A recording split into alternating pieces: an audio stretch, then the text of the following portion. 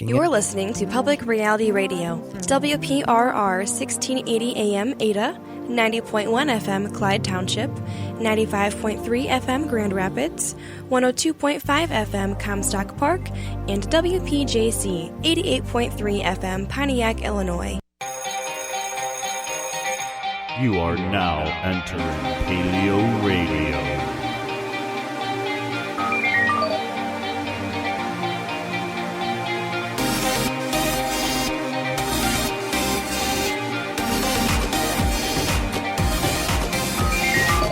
Welcome to PaleoRadio with your hosts Jeremiah Bannister and Joe Elder.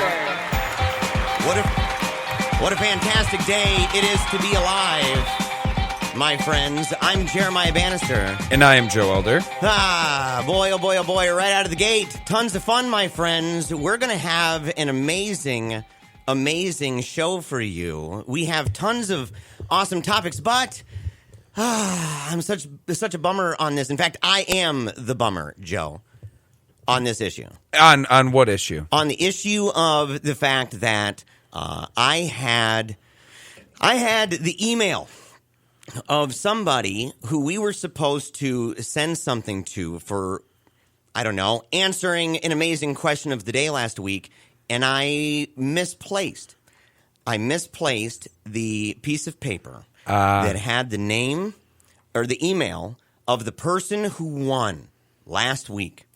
The individual who won last week's, we had, what was the question? What's the difference between a dragon with 4 legs and a quote-unquote dragon with 2 legs? Is it the same thing? Are they different? In what ways are they different? Different names, et cetera, et cetera, et cetera. He came up with the answer. Yes. And so we ended up getting the email, and I don't know if it was the children. I'm going to fall on the sword for this one. I'm just going to say it was me. Because, it's a good possibility, Joe, that I'm just walking around the house, taking stuff out of my pocket, throwing things away that I shouldn't throw away. It's a total possibility. Yes, I'm also very guilty of that, too. That can happen. That can happen very often as well with me, where as I'm walking it, something falls out of the pocket. You get that sort of issue. Yeah, I'm guilty too. We're not sure who it is, but either way, if you can call us back, 616-656-1680, give us that information. Again, we would love to be able to get your hand in that Paleo Radio bag. Well, and that's the thing, is that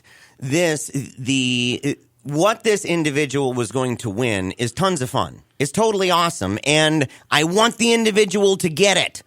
That's what I'm saying. I feel terrible because what we promised was basketball cards, baseball cards, right? We even have some, I'm willing to get rid of the Farrah Fawcett memorabilia card that I have. I'm not sure about the Ty Cobb one.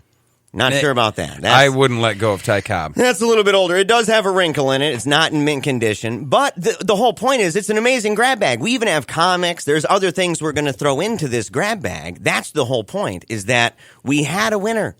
And it would have been totally awesome. And I messed it up. And so, big time bummer. But call us, 616-656-1680. And we're going to do much better about this. And again, you have my sincerest and biggest apologies, in fact. I would wrap that up and shoot it your way with an arrow if I could, but you're going to have to accept the smoke signals that we send up here from the show. So, Paleo Radio, you're listening to 95.3 FM, 1680 AM if you're a terrestrial listener. If you're not, you're hearing us on iTunes or on Spreaker or on the app, or you can hear us at publicrealityradio.org. You can hear us by streaming through that. And, of course, call us at any time, 616-656-1680. Joe, we have a person who we're going to be interviewing at 11 o'clock that we just absolutely are head over heels for. Yeah, we have a fantastic guest at 11 o'clock. We've got Mel Rice joining us. She's going to be talking about the Normalize Atheism movement, which is a really interesting thing. They're selling T-shirts. They're talking about basically just letting people get to know atheists, understand that there are a lot of atheists around them, non-believers, secular people, secular humanists.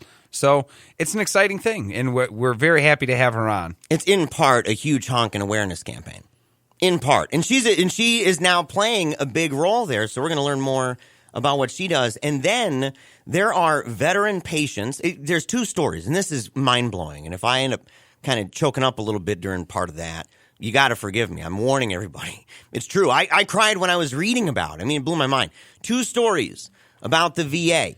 Okay, and the VA is a big deal to us here at Paleo Radio. It's something we've talked about a lot over the years. But the first story would be veteran patients in imminent danger at VA hospitals in D.C. It's an investigation by the USA Today. And then that was followed up, right, by a massive outcry. A lot of people really ticked off about that. And then it was followed by this, new VA chief on public scrutiny. Bring it. And this is by Donovan Slack at USA Today. We're going to talk about that. It's mind-blowing. In fact, I would say that it is a paradigm shift of the way that the government has approached the VA, how the VA has approached the people, right? Like in the past being really hesitant to release certain information that could be damaging to them, right? Their credibility and other things that they're like, well, people might get mad if they see this kind of stuff. All that stuff's on the table right now. Yeah, they may be looking to privatize it. Yeah, it's a good possibility. Well, I mean, that's why they aren't opposed to the public scrutiny, is they may be eventually looking to not have one.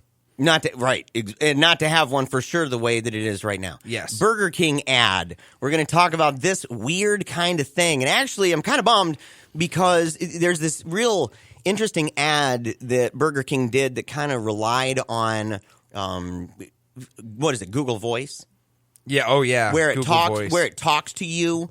And so they say, well, we don't have a lot of time, so we're going to skip all of this, and we're going to just allow your phone to tell you what's on the Whopper. So they say, Google, what is on the Whopper? They kind of word it in a way that it activates the phone of the person watching the commercial, if they have that particular voice-activated thing on there. But I read today that may have come to an end, and it's terribly sad because people latched onto that and realized that Wikipedia is what the phones would start talking about what is on the Whopper. And all you got to do is just kind of play with Wikipedia, and all of a sudden the Whopper has really insane things on it. Yes. So yeah. We've got that story. Yeah, and then we've got a ton of really just interesting, potpourri of topics here. You've got the oldest person ever who passed away. That's sad at 117. 117. Last person that they're aware of, born in the 1800s. Wow. Yes. And then you also have a widow versus NASA going to be suing over a moon rock. So that's an interesting one to be getting into. That's a huge one. And I'm on her side on this one. I'm on her side. I'm on the judge's side, I guess. So far in the drama, that's the way it's playing out. And it's really rare that I would say that, hey, I'm against NASA on something. The next one that we're going to talk about, and this is interesting, the governor that just recently got busted, Alabama. We talked about this a year ago, Joe. And it was funny because as I was reading through this, it was saying, that there were these allegations a year ago, and I'm like, yes, we talked about this in the attic in the creativity studio when we were back in the day, right? Before we were doing it, recording here in the studio at WPRR. And it was right at the beginning of the accusations, and his excuses were ridiculous.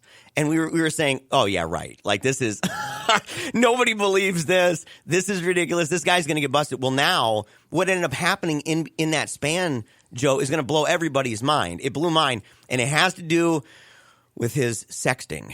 Yes, it has to do with his not very exciting sexting. Yeah. Yes. Right. Another topic is going to be that there's a humongous potato famine, and no, it's not happening in Ireland or Scotland, but it's actually happening in Japan, and it's becoming quite an issue. So we're going to be covering that one. That is a really interesting one. And last week, how one of the largest or the largest bomb was dropped. Moab. Yes. Largest non-nuclear. Bomb. Largest non-nuclear, yeah. So we're going to talk about Moab and how deflating the results were when you have the largest non-nuclear bomb and it's like 30 people that died. And they're scrambling around trying to say, well, maybe it's more, maybe it's like 90.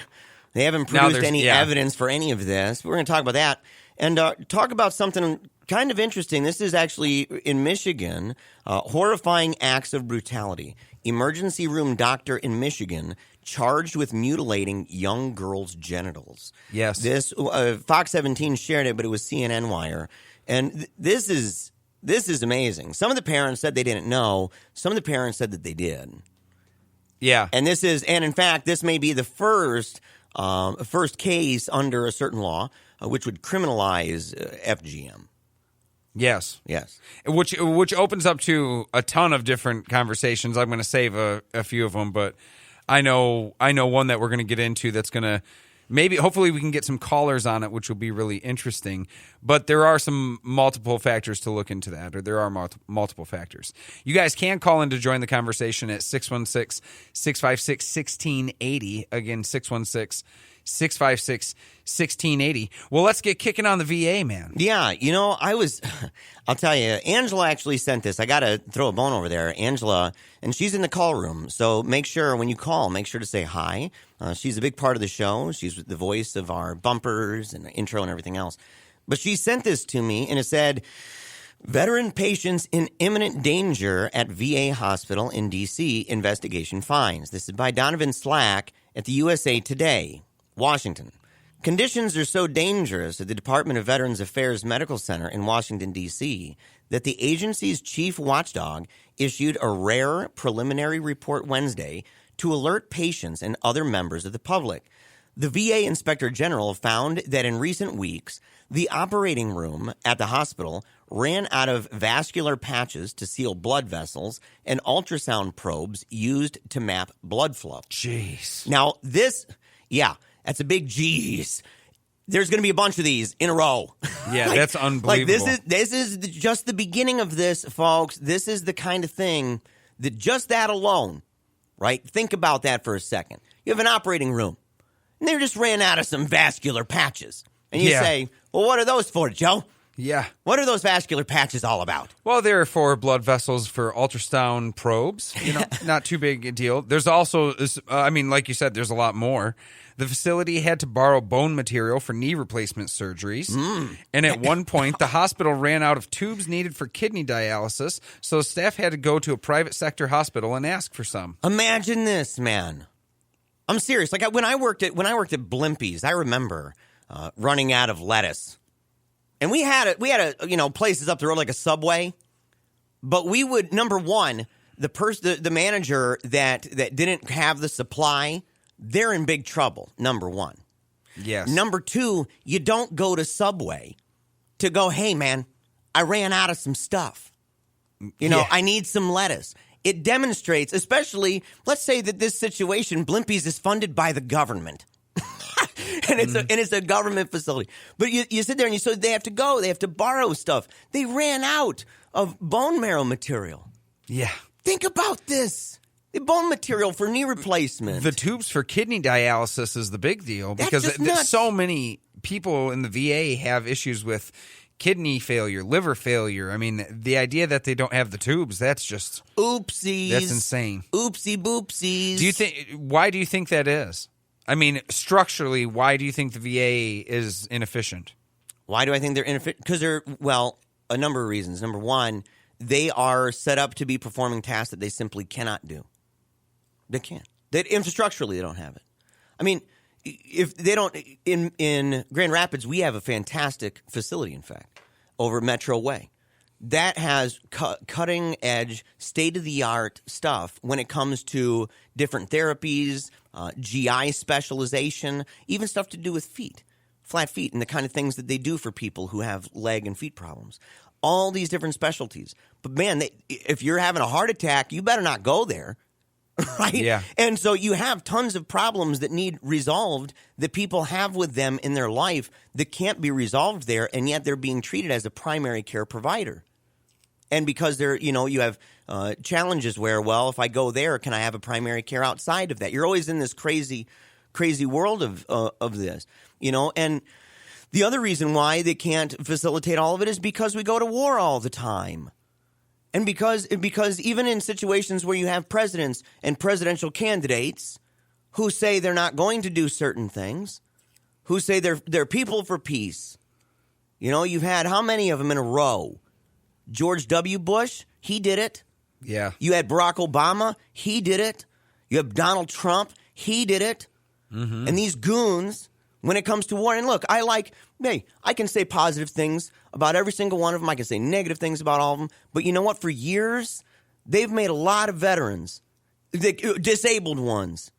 Mm-hmm. They made a lot of people. They've created conditions wherein tons of people are coming back, and they're coming back maimed. That's true. And jacked. And their system, and they're like, well, you know what? We just need to keep bringing money to it. No, they need a huge change. And you know what? I think it might be happening, Joe. Yeah, it may. Stick around, folks. We'll be right back. 616-656-1680. Love Paleo Radio? Join the club. Support our work by visiting patreon.com/Paleo Radio today.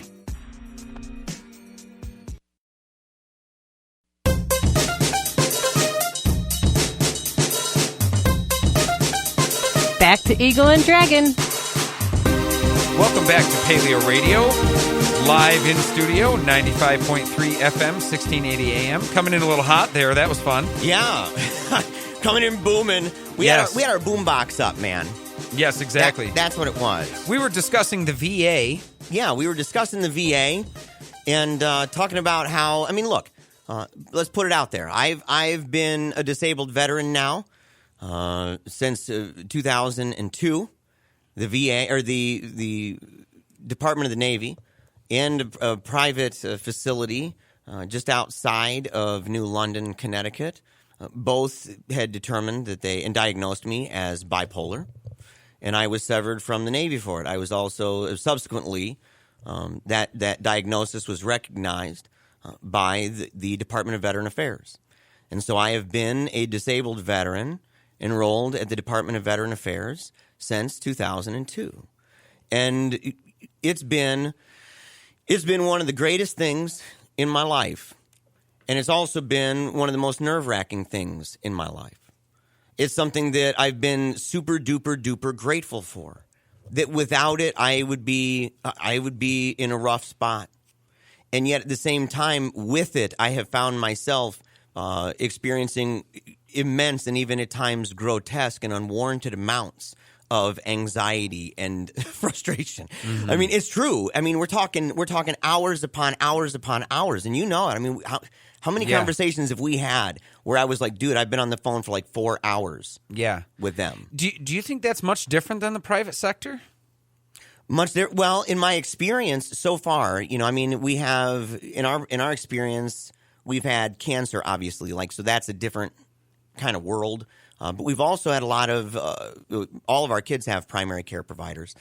If we call, whether it's a dentist or whether it's a primary care, within 24 to 36 hours there is an appointment. And if we can walk in, if we call, they'll be able to normally shuffle the deck in such a way that there will be some facility that will be able to see you within that time period. Mm-hmm. At the VA, that is not true. And that's only because, if I get injured, let's say I'm just a regular person, I'm not veteran in any way, and so I'm not going to the VA, and I get hurt in town, I can go to any of these places as long as my insurance has it. If I'm at the VA, they're going to tell me, in the past anyway, they would say, you're going to have to go to Battle Creek. And for those outside of this area who don't know this, it's about an hour, that facility is about an hour and a half from where I'm located. So I can't go to any place that's real close. I would have to go far away, and that is to be seen in an inferior fashion, in fact, because even that one now, they no longer tell you to do that. In fact, that's a rule. It's on their computer now, and I'm happy about this, is that when you call, they tell you not to go there because it's not really a hospital. So for years, they would tell you to go to a place that now they admit is not really a hospital that's meant for that sort of thing, and they discourage you now from doing that. But for a long time, that was the protocol. Do you think it's size, just the general size of it? I mean, for instance, I think about where I go to the dentist. For an emergency, I can't just go into the dentist. If I fell down the street right now and chipped my front tooth entirely in half, I'm still looking at probably maybe a 2-day wait period. I'd probably have to go to the emergency room before I saw my actual dentist. because they have a 3-day wait period. You can come in between 4 and 5 o'clock, and if you're one of the first 2, you get selected as the waiting list people, and then the rest usually don't make it in that day too. I'm only asking because it's a large private facility, and I almost wonder if it's just the logistics of having to deal with, like you said, there's a lot of people. We've fought a lot of wars. If it's just the massive amount of people that they have to deal with. I think that's a huge part of it. And, this is where the next part comes in. Exclusive. New VA chief on public scrutiny. Bring it. Donovan Slack, USA Today. The Department of Veterans Affairs has a new message on public scrutiny. Bring it on. President Trump's pick to lead the agency, VA Secretary David Shulkin, is unveiling a new website that reveals for the first time exactly how care at the VA hospitals compares with nearby private sector hospitals and national averages. The site has data for roughly 20 hospitals, but more will be added soon. The site that went live Wednesday, accesstocare.va.gov, also shows if veterans are satisfied with wait times at every hospital and clinic across the country and how long they are actually waiting on average. And part of this comes from a philosophy, and he says that Shulkin says that Trump doesn't understand why people are waiting this long, and he wants to fix it. My answer to him, and this is Shulkin to Trump, the way that you fix this is not by internally motivating people to fix it. You actually need the external environment, people looking, saying, I don't understand why it's 45 days. Yeah. And you need all those different eyes. And so when they talk about it and they compare, and you can go on that website and you can look and see how your stuff compares. And in fact, the Ann Arbor VA here in Michigan is really good. The Detroit one is not. Yes. The Detroit one is failing badly. But you have, take, for example, the Los Angeles area. The average wait for new patients seeking mental health appointments ranged from 8 days in Long Beach, California, to 87 days at a clinic in Santa Fe Springs, California. Yeah. So some are doing very well. And this is what also needs to be pointed out. I think this is a good thing because now you can see the ones that are doing good. You can see the ones that are servicing on time in a timely manner. And when you look at the ones that aren't doing very well, you can say, well, why is that? It might be that they're not even hospitals. They're just clinics. Yeah, it could be. It could be. And that they've been taking a workload maybe they shouldn't be taking. Yes. Yeah, it could be that they're taking on too many people. I think the other thing too is they may find themselves in the same problem that most of the failing or underwhelming performers are VAs that are in areas that aren't very well populated, it seems. In some cases, like you said, Detroit, yes. Detroit's not running as well. But like L.A. having a wait time of 8 days, that makes me think that the L.A. facility has got to be huge. Huge. Oh, totally huge. Huge. Totally huge. And yeah. So I just think that the problem that may persist is like the one with Santa Fe. You've got an 87 wait day in Santa Fe, and to punish them, what do? You get rid of all those people and switch them out because that's going to be longer in wait times. That means you're retraining everybody. Yeah. Do you open up a new one, which I think is the actual answer, is that you open up more because it could be just logistics. Here in Michigan, what is there, 3? 3 VAs? Yeah, there's 3 VAs. So you only have 3 options in the entire state. If you're in Traverse City, yeah, you'd have to travel. Well, there's more than there's 3 big ones. I'm talking about for big procedures. Yeah, you'd have Ann Arbor, Detroit. I know there's Battle Creek. That's not a big procedure place, but they do big things there. That's a massive facility. There's a lot that they do. There's just specific things that they don't. Grand Rapids is also a big place, but again, they don't have an ER in there. You're not going to have any kind of day-to-day stuff. You have walk-ins, and you can do that. Like if you call the VA, they can tell you, well, hey, man, you can be a walk-in, and that's great. The problem is you can be a walk-in, let's say, for 3 hours, and then they'll go home at 4:30 and say, hey, is there any way you can come back tomorrow? And so on, and so you have to go home. So you can be in a wait time. That's the other situation. That's right. At a lot of VAs is you can be going for pain and be in their emergency room situation and be told to come back after hours of waiting to be told to come back. I don't know how that works in private facilities because I haven't gone to them except for very rare cases where it's been a need that was so urgent or outside the purview of the clinics near me that I had to go. Yeah. That's it. Yeah. So it's hard for me. I can point to experiences of my children, but beyond that. And we got a caller right now, actually. Yeah, we do. Yeah. We've got Matthew calling from GR, wants to talk about the VA. How are you doing, Matthew? Good. How y'all doing? Not Doing too good. bad. What did you want to share with us today? Okay, I'm a disabled veteran. I have a service-connected disability, and it was years ago. But I get leery about this stuff where they start cutting wait times. As long as they're not kicking people out of the health service, that's fine. But that's exactly what happened to me. I have a back problem that I suffered while I was in the Army, and it's the reason why I left the military. I got a medical discharge. And what they did to me was they scheduled me an appointment for October 1st, but they didn't mail me my letter until August 15th, until October 15th. So it was 2 weeks. I was 2 weeks late for my appointment when I received my letter in the mail, when they mailed it to me. And they called, and I called thinking, this is funny because it's the VA, and they're mailing me my appointment afterwards. To me, it was funny at first. And so we rescheduled for the next month. But when you reschedule with the VA, it's not like a normal rescheduling where it's like, Tuesday works good for me. All right, we'll see you Tuesday. It was one of those things that, all right, we'll send you a letter in the mail letting you know when your next appointment is. Yes. And they did the same thing again. If my appointment was December 1st, the letter wasn't even mailed till the 15th. And then on December 21st, I got a letter that was mailed. And this was the only one that was mailed on the same day it was written. And this letter was informing me that I had lost my VA benefits because I'd missed 2 appointments. And that was just complete garbage to me because the reason I was getting called in the first time was for a blood test. And Did you fight this? Did you fight it? No, they told me I had to go back through the process again. It'd be 9 months for me to reapply. Did you do it? No, I didn't. I was so angry that if that's the way that my country is going to treat me, then I'm just going to leave. I'm so sorry. I'm serious, man. I'm no representative for the VA. And I don't have any bone in this in that sense. I'm not paid. They don't sponsor the show.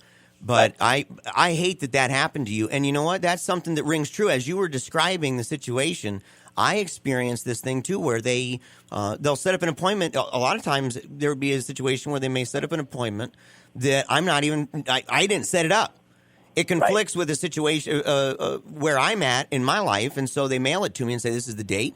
You then have to call to reschedule it. It sends you to Battle Creek, to a place, it depends on the hours. It might send you to Ohio, right? And they'll tell you, well, I put the stuff in for them to contact you again. You then set it up, and they'll say, well, yeah, okay, this is going to be 30 days out now. You don't reschedule like you said. It's not like a couple days out. You end up going much further down the road. So now, even if you end up doing that, it's now kind of created a 2-month, 3-month long wait. And for them to cut it down, we've talked about this on the show, that when they were under mandate internally to make these betterments and say, well, we're going to make this thing much better, that they prioritized the wrong stuff. They booted out people like you, and they went to easy fixers, and they put those people in because you can just pop them out like crazy. Thank you for calling the show. Appreciate it. Again, man. I apologize. Breaks my heart. 616-656-1680. Don't go anywhere. More Paleo Radio right after this.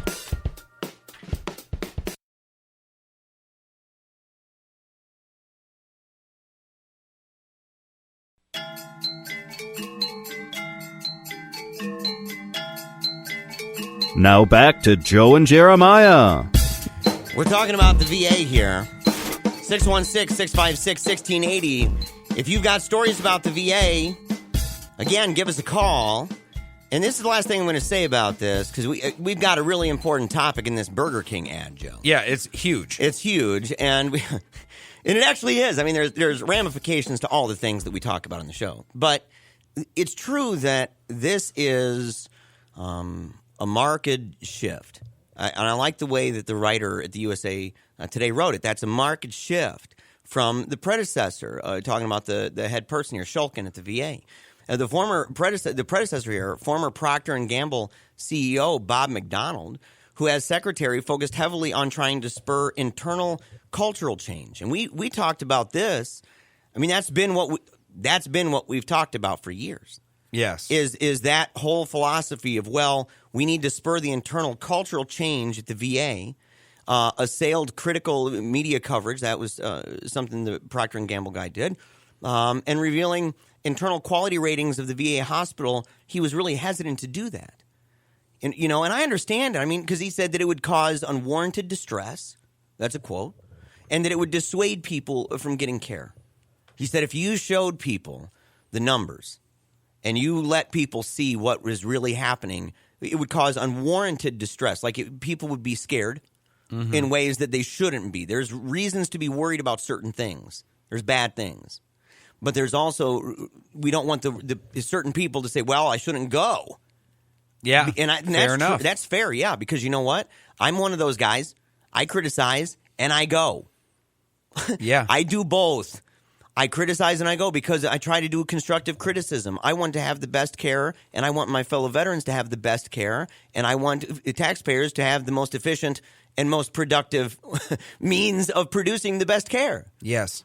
Do you think, I mean, I know that they're talking about asking the VA to give a response, like a comment section, but aside from that, they're going to actually have to structurally change again and culturally change. I mean, just what the CEO, Bob McDonald, is trying to do, eventually that has to be what happens, or the VA remains the same, does it not? I mean, whether veterans talk about why they don't like it or not, something has to change structurally in the VA. So we're going to have to not only see the new incoming group take in those complaints, but actually respond to them. I'm very interested in the response because, to be honest, I am very cynical. I don't know if their intent is to fix the VA. Their intent may be to show how bad it is and to look for private alternative options. If they do options like the card, right, a card system, an insurance system, I wouldn't have any problem with that. If we've talked about this on the show too, like if they in any way take away from the specialization of the VA, that would be the most ridiculous and counterproductive thing that they could do, because that's actually what the VA thrives at. Like the VA thrives at things. People don't get that part of it, is that there are certain things that the VA thrives even better than the private sector in a significant number of things, that they are cutting edge on these things. At the same time, institutionally, infrastructurally, they're not. It would take a lot. I mean, it would be a huge program to create hospitals if that's what we were trying to do. All around the country to fill the void of the hospitals that are there. If we took advantage of, if we took advantage of public-private partnerships in a way, if we were able to do that so that veterans could receive care at hospitals like Butterworth or any hospital up the road. I don't mean to make specific references to locality here, but anywhere in your town, wherever you live, if you have a hospital up the road and say, can a veteran go there with the VA insurance, or do they have to go to a VA that I might not even know of? Yeah. Like, that's a good question. I think that these kind of things are going to bring it up. And I like what Shulkin said. He said, look, this will actually give representatives and senators and people in positions of power that make decisions, it's going to give them the knowledge of even like how their VA is doing in their area, because only veterans will be able to vote on this stuff. Yeah. So like you'll have to be registered to even be able to comment, to be able to vote up, down, stuff like that. But anyway, they say that it should be up and running by June 1st, and they're also putting together a task force to investigate fraud and abuse at the agency. So a whole bunch of stuff going on here. Yeah, I think it's great. It's a first step. It's a first step, and we got to keep feet to the fire. I'd hate to be lulled by that. Yes. And wooed to sleep. Not going to happen. So talking about wooing to sleep, Joe, the dystopian future the Burger King has just hurled us into. Yes. With this commercial. The article reads, Burger King's dystopian new ad campaign is already a cyanide and toenail clipping disaster. Ooh, that's a great way. That's by Sidney Fussell out of Gizmodo. Every time they talk about toenail clippings to do with food, all I can think of is SpongeBob. And that's SpongeBob incorporated these Ren and Stimpy moments where you have this really gross, detailed kind of close-up thing. A still shot. Yes, a still shot. A lot of times involving Squidward's face. Yes. Because he was easy to do that with. And so they did that. But there's that episode where Squidward decides he's going to go ahead and take advantage of the fact that Mr. Krabs has set up a hotel and that the customer is always right. And so he wants all of these things. He becomes a customer. He quits because he can't stand what Mr. Krabs does. He quits. And he asks for this burger with all of this stuff in it. And SpongeBob puts toenail clippings. And it has a close-up shot. And it has all this nastiness just oozing out of this burger. So as they're describing the Whopper with toenail clippings, that's all I can think about. Oh, that's gross. That's all I can think about. That's so gross. Okay, Sydney Fussell. Oh, the image, I can't shake it. Just hours after launching Burger King's new smart home ad campaign, it's already crashing like the Hindenburg. On Wednesday, the company released a weirdly intrusive 15-second spot designed to intentionally trigger viewers' Google Home devices. In theory, the devices would then read back a list of Whopper's ingredients from Wikipedia. Anonymous online vandals, however, had other ideas. Well, and think about that. I mean, did you see the ad? I have not. I watched it, and I don't have one of those. Right, so I don't have the Google Home device. Yeah. So it would just be a weird ad where some Burger King dude approaches the screen and starts talking to you, and it's supposed to activate something, and you're kind of like, what is happening right now? Whoa. So if you don't know what it's about, and It'd be creepy. it is weird, dude. The whole thing's just so weird. Yes.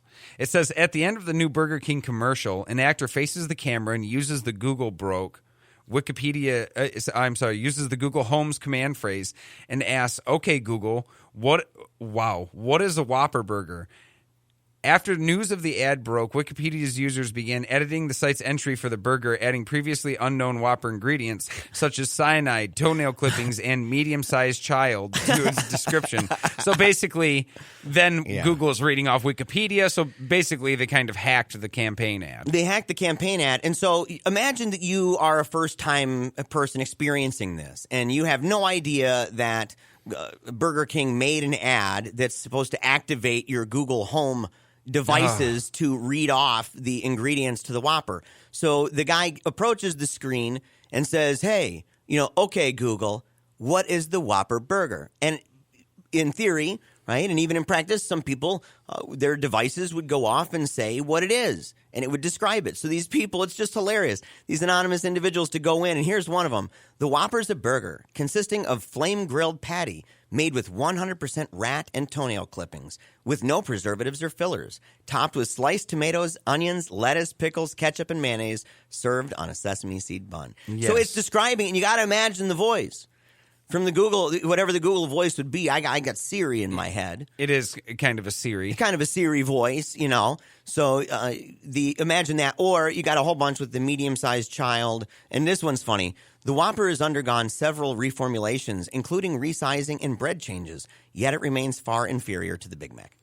Yes. So that was one of the answers that people would have. But here's the thing, man, is that Burger King actually did that first. Yeah, they did it first, and they were a little sneaky. That's kind of weird. Interestingly, those vandals are just following Burger King's lead. Yeah. According to the article's revision history, the Burger King Corporation edited the page itself earlier this month and claimed that the sandwich is, quote, also known as America's favorite burger, and that, quote, the Whopper and America's favorite burger are trademarks of Burger King Corporation.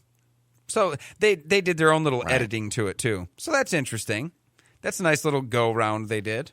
Yeah, that's funny. So Whopper and America's favorite burger are trademarks of Burger King Corporation. Is that true? Burger. America's favorite burger is the trademark? I'm sure it is. Wow. That's not a surprise to But me. that's kind of interesting. So they didn't actually lie. I mean, because when people say also known as America's favorite burger, they actually copyrighted it. If they copyright it, but in the quotation marks, we need to go back and look on, the original source maybe of screenshots. But America's favorite burger in that setting, if it's trademarked, the F in favorite and the B in burger should be capitalized. But in the quotation from the citation, right, it's not. Yes, so it might be false advertising. Yeah, we're getting all legalese. Well, we'd be in the world, Joe, of Paleo Radio is the number one show in town, or Paleo Radio is the number one show around. That's right. That's really what it is. And just for you folks, just so you all know, you always say around.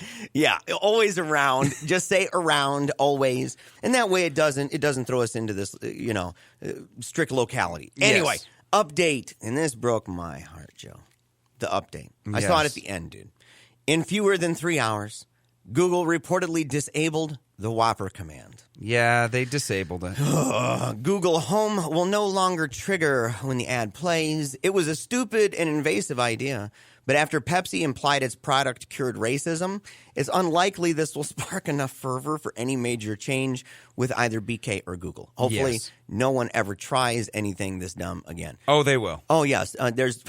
What a weird way to end that. I don't understand why do people believe? And I know, hey, I'm calling my shot. What is it? It's April 17th, 2017. Yeah. If we get to this point later on, this dystopian future, just say that Joe Elder from Paleo Radio called it. Yeah. But why would you not think that your Google Home is going to start playing advertisements in your house and that your smart TV, the TV itself, is going to begin playing advertisements for you?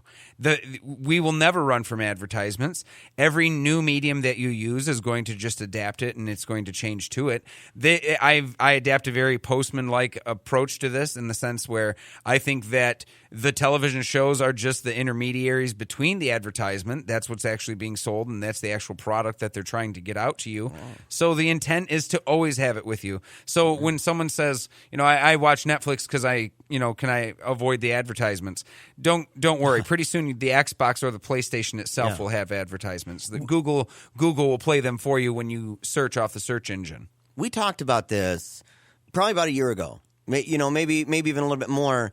Talking about advertisers and advertisements that will find their ways even into your car on your cell phone as you're driving instead of a billboard outside. Yes. And that your algorithm, like your patterns, the things that you follow, the things that you read, it will be tailored and targeted in such a way that those ads are just made for you. That's right. You guys are listening to Paleo Radio. Stick around, folks. We will be right back. For debates, interviews, or speeches, contact Paleo Radio Show at gmail.com.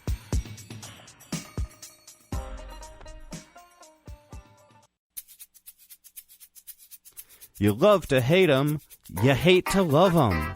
You just can't get enough of 'em, you sick freaks. Paleo Radio's on the air. Sad news in the world today, or last week. Yeah. The oldest woman on Earth passed away, JB. Yeah, dude, she died at 117 years old. I can't even hardly imagine. It's 117 years old. Yeah, when I think of my life, and I think of the upstanding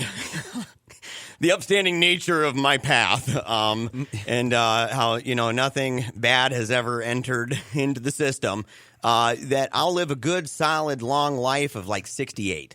That's good range. I do. I mean, I look at it and I just say, it'd be unrealistic. Almost. It's kind of weird in a way because I have most of my grandparents, lived until they were like 90. The dudes lived till they were like 90 years old, and they were just major time chain smokers and boozers. I don't know how they did it.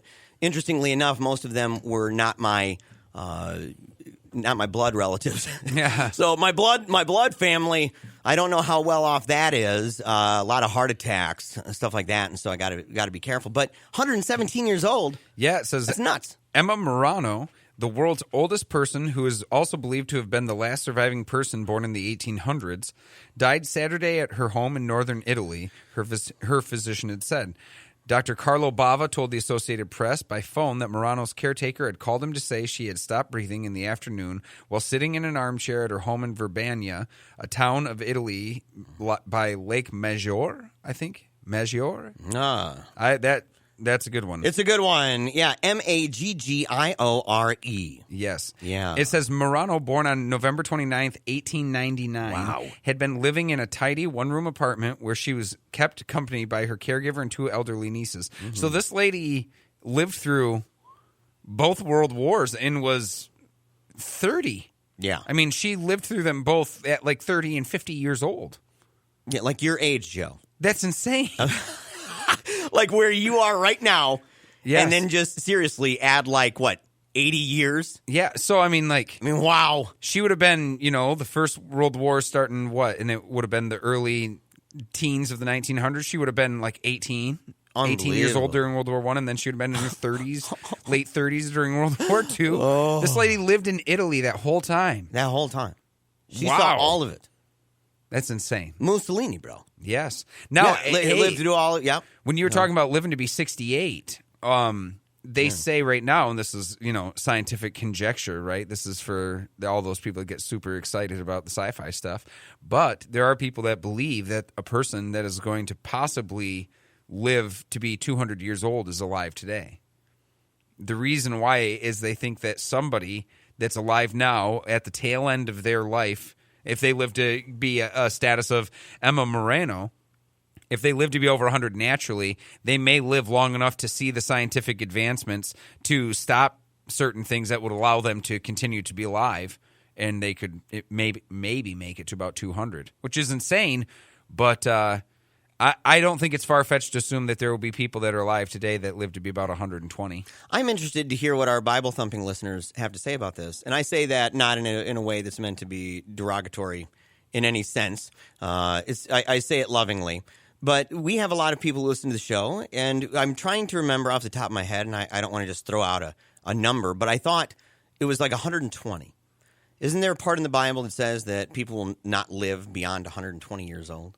It might. If they do, what would happen? And this is a real question. We're in a Bible-y belt area of the world. Yeah, we happen to be. Yeah, Rolling Stone calls this Jerusalem, where we live, and so we know we have people within the even just terrestrial audience that are listening who may know this answer. But what would happen? I'm interested to hear sincerely what people think about this. It's funny. Yeah, they said people wouldn't live over 120 years old, and sprinkled in there, some 900-year-old men that rode away into the sky in chariots. Yeah, that mixed in with people not living to be 120. No, that was all before, and then the flood happened. And then it was from now on. That's true. Kind of but thing. Noah himself, how yeah, he lived a long time. Yeah, Noah, super duper long. Noah lived quite a long time. Yeah. So other than those guys, but what would happen? I mean, what's going to happen if and when a human in the next, let's say, 10 years, or obviously not 10 years, but let's say the next generation of people my children, and as they grow up and as people are getting older, that people are just living longer and longer and longer. I mean, it seems like when I was young, 117. I mean, goodness gracious alive, that's pretty long. We've seen 114. We've seen numbers creeping up pretty close. But what happens to somebody's faith? I mean, I know there's a lot of examples, but that's a really kind of specific number. Like it's kind of like one of those things that says people will not pass this specific line. And if you pass that line, what would be the explainer for that? That you can interpret the Bible your own, the same one that's used every time, Jeremiah. For 120 years. Yes, you can interpret the Bible your own way. That is something that they thought back then, but that is obviously not true now, and that was a time of then. But all the good parts of the Bible are still true and real. That's Old Testament. 616-656-1680 is the number. And I'm serious. I am dead serious about this. I'm interested to know what people think, especially religious believers and people who follow the show who are religious. I'm interested to hear what your take is. And, in the hypothetical, how should a believer respond if and when the day comes where someone lives beyond that line that in the Bible is curiously specific? I have a more open challenge that if you have the ability to live that long and you are a religious person, why would you? If you could, would you? If you were almost to that, if you were to that line, just to say the argument of the natural death, right? The God's timely death. Like, I just think it is almost a blurry line, the same way that when life comes into play is a blurry line, where you want to extend life, and something like getting a stent in your heart is okay. And that's an okay medical procedure, but it's playing God to have a ventilator on. And I'm wondering about it. Well, like, what happens when humans can live to 150? Is that playing God? Do people believe that you should just not do it? It's a moral question that I have, that I think it's more of a goofy one, but I'm actually kind of calling you out, religious people, and asking you, is there a moral obligation to not even try to pursue allowing people to live too long, because it's denying them entry into the greatest gift of all, which is eternal life afterward? Well, or the greatest gift of all would be the sexting governor and being able to get all of your cheating husband's texts sent at the same time to your iPad without the governor knowing. And you're the wife. How lovely is that? And you're the wife, man. How so much? for, a year, these texts were just coming in, and she just kept track. She just saved them. She just saved them. So this is Diane Bentley. And again, our big condolences to the family of Murano in Italy. Yes. In the loss. Yes. It's an amazing, amazing individual. In fact, and this is a cool thing to add at the tail end, is that people said that she was a really cool person and that she was just a really fun individual. She loved being alive. She was a great dancer, and that she was a really great singer, too, and that everybody talked about how great she could sing when she was younger. But now, a woman in Jamaica, Violet Brown, she was born in that Caribbean island on March 10th, 1900, is now considered the oldest known person in the world. Yes. Yes. Yep. So just to that. But this cheating governor thing, bro. Yes. Yeah. Yes. Real deal. This is from Slate.com. It says, bless Diane Bentley, who undid her cheating governor husband with his exceedingly boring sexts. Yeah. And this is by Christina Cauterucci.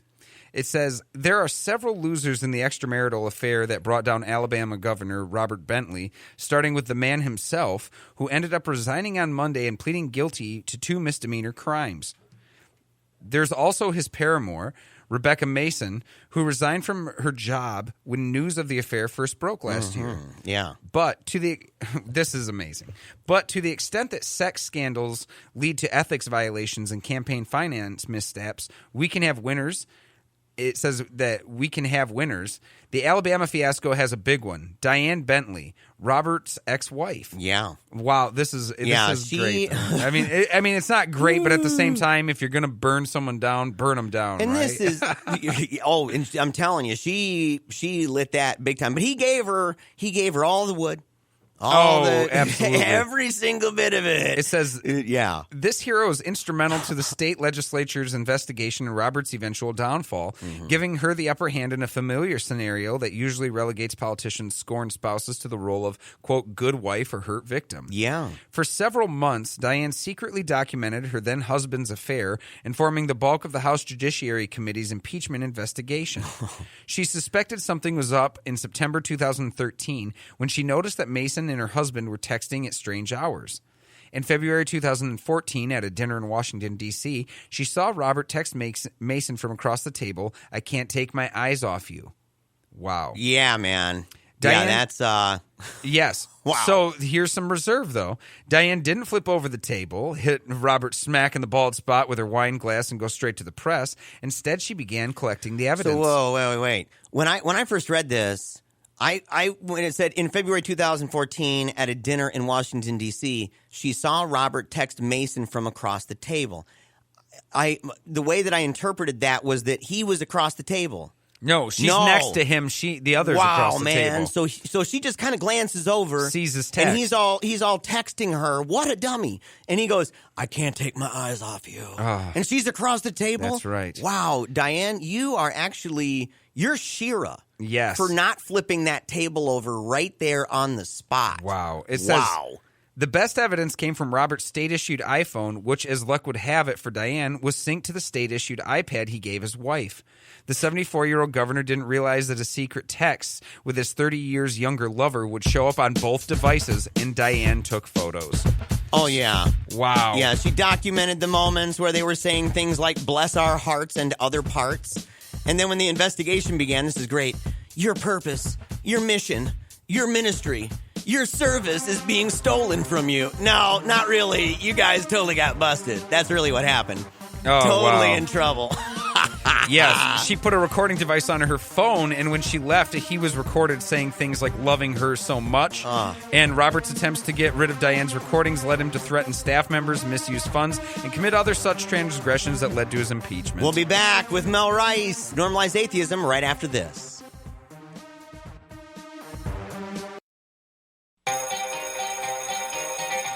You are now entering Paleo Radio.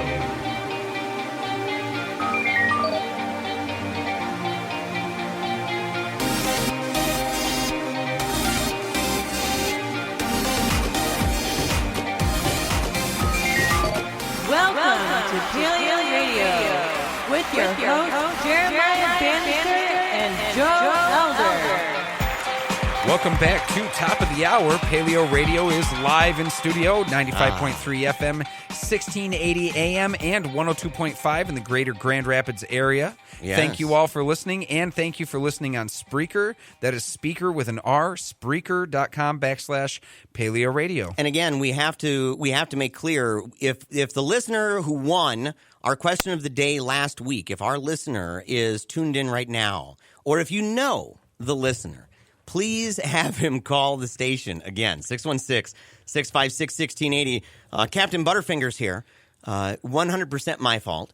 It misplaced the piece of paper with the name and with the email address to send this amazing gift, because we have an awesome Paleo Radio grab bag. And we actually have one big announcement before we bring Mel on, because Mel's on the line right now.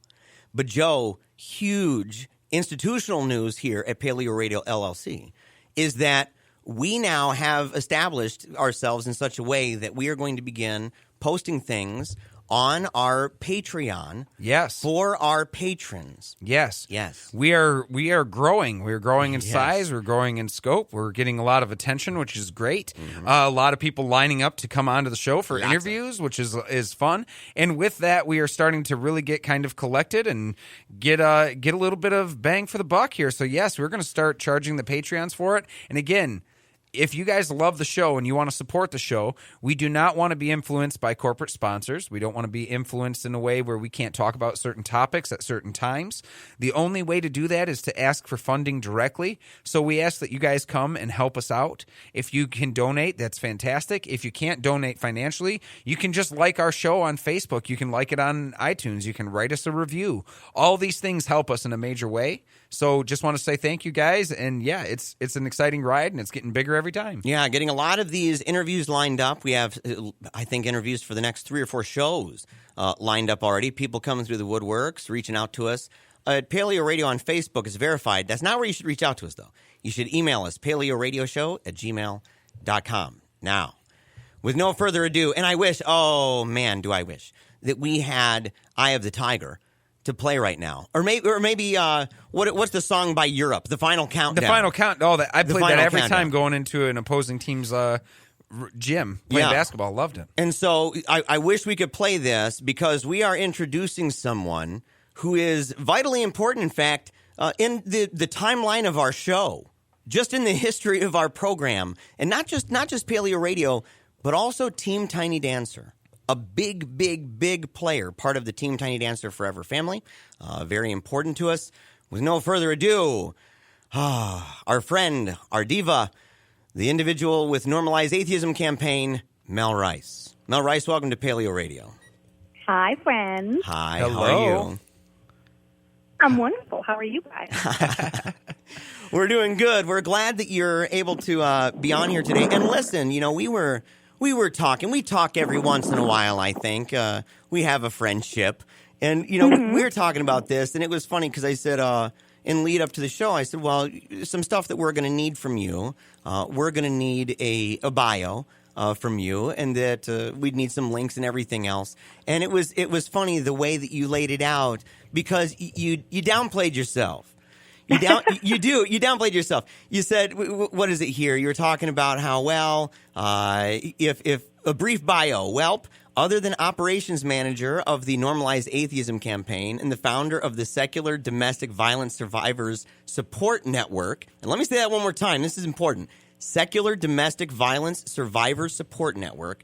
I don't really have that much going for me, do I? ? Ha ha ha. Yeah, you're somebody who you're like a butterfly. You are able to go and glean and feed from many different beautiful flowers all over the place. These podcasts and different shows, and you are an amazing person. You've connected with people.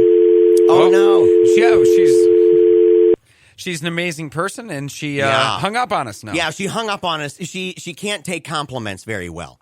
Yeah, she can't take compliments very well. She's going, she's like, listen, they're really laying it on thick. They're really just pouring it on at this point, and so I don't know if I can deal with that. So we're going to get Mel Rice back on the air here in just a moment. 616-656-1680. But again, Mel, for those who are unaware, Mel recently got picked up by Normalize Atheism. It's a campaign that involves people like Mark Nebo, Steve Shives, and others. In fact, let me go to the Normalize Atheism campaign website. You can go there, normalizeatheism.com. And it says this: the Normalize Atheism campaign was started by Mark Nebo, which, by the way, as a parenthetical, is someone that we've been trying to get on the show for a while. Difficulties with scheduling, but started by Mark Nebo in the fall of 2014. Originally just a hashtag, it evolved into something greater. In 2016, the campaign added 2 new managers, Steve Shives and Sincere Carabo. And I'm hoping I'm pronouncing Carabo correctly. And now they've added a third, an operational manager, and we've got her back on the line, Mel Rice. Are you on the line there, Mel? Yeah. Hey, welcome back, Mel. Welcome back. Okay, yeah. No worries. Illuminati. It's the Illuminati. It's trying to stop everything. That's right. The PaleoNati. It's the PaleoNati. Yeah, the PaleoNati. As you know very well, Mel, the Illuminati is actually on our side. They've been talking with us extensively for the past year and a half about our services, and we're debating about joining them, but we're holding off. We're just still counting on those Patreon dollars first. Yeah, that's what we're relying on. Wink, wink, wink. As we leave here on the Paleo helipad and the Paleo jet. Exactly. So we're glad to have you on, and we're going to talk today about Normalized Atheism, but also a little bit just about you as a person. So if you could, let our audience know, the people who aren't familiar with you, right, already, let them know a little bit about yourself, and then we'll get into Normalized Atheism.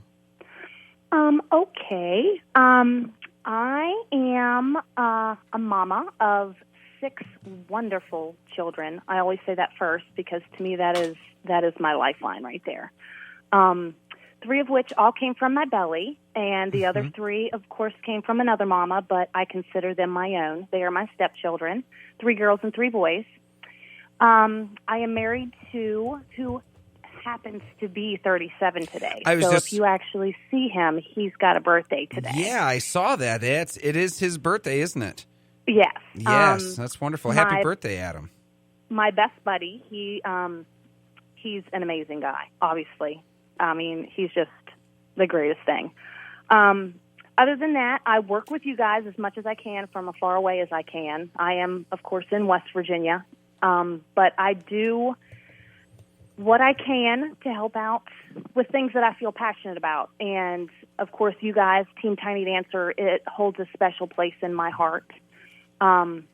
So, my time I give to things that make me feel wonderful, and you guys do that. Normalize Atheism does that. Team Tiny Dancer does that, and of course my support group for domestic violence survivors. That's an important part of my life as well. I'm a 20-year survivor.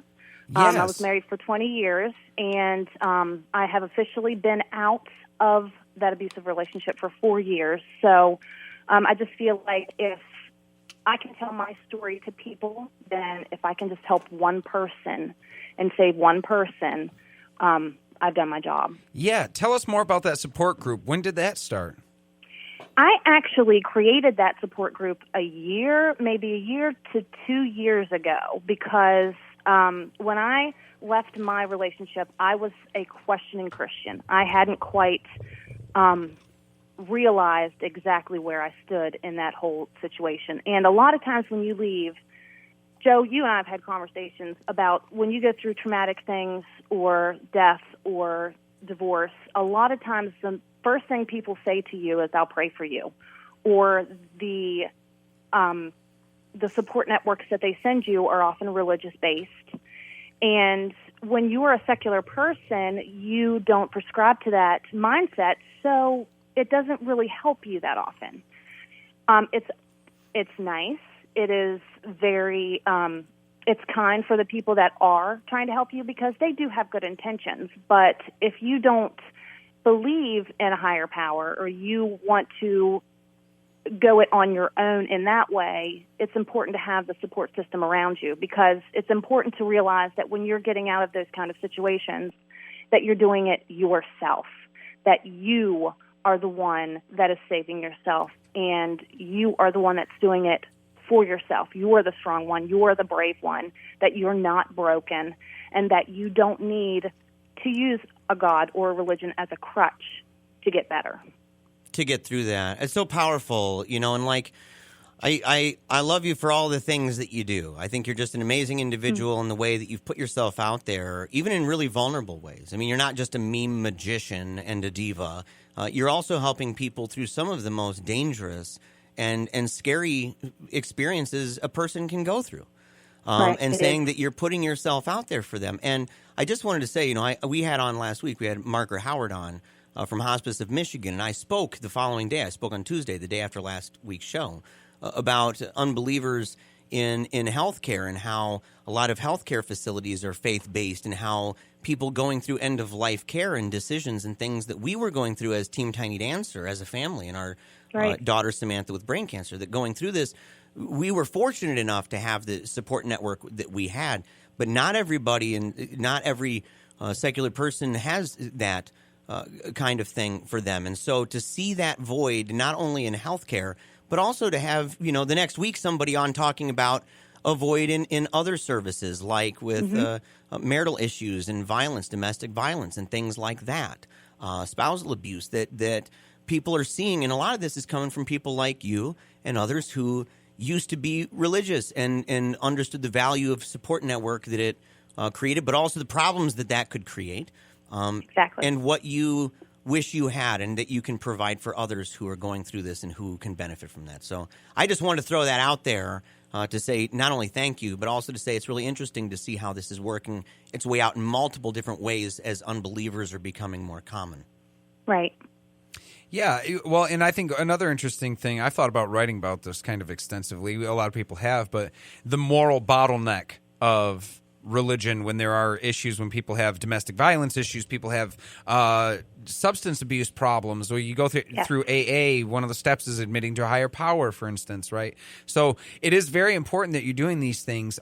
We only have 20 seconds before we're going to head to another break, but we want to hold you over to continue talking about it. Yeah. But just real quick, Normalize Atheism. I just wanted to say it as a point. I think it's a great idea for that exact reason. The moral bottleneck, that issue that we have, is that everything looks through the scope of religion when we're looking for treatment for people.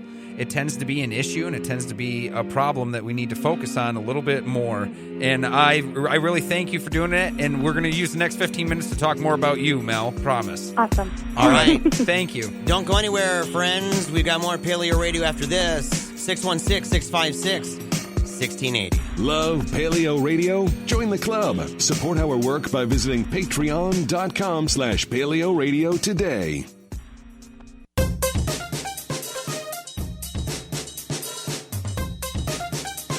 Back to Eagle and Dragon. All right, Joe. We're back with a force, big time, on fire here at Paleo Radio. Every single Monday from 10 to noon, you can hear us. And, of course, you can subscribe to us on iTunes. You can subscribe to us on Spreaker. And for our Spreaker audience, we've got some things in store over the next, I would say the next month. Let's be safe with ourselves, right? That we've got some plans, some stuff in store over the next month that is going to provide a more direct access to our show live. Yes. And we'll give you a hint. It involves Spreaker. It does. And so if you want to tap into the genius, you're going to have to go to Spreaker, SPREAKER.com/Paleo Radio Show.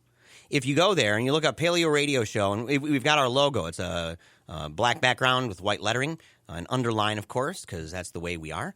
And so make sure to check it out, subscribe to us, and watch as things develop and grow. And you'll see some of this, especially over our Patreon, Joe. Yeah, we're excited about that. Again, Patreon. If you donate over $1, we have special content that we're going to give you guys access to. Yeah. We're working on Starting all these today, things at once. It's growing very quickly. Yeah, there's it's just something growing today. very quickly. We're excited about that.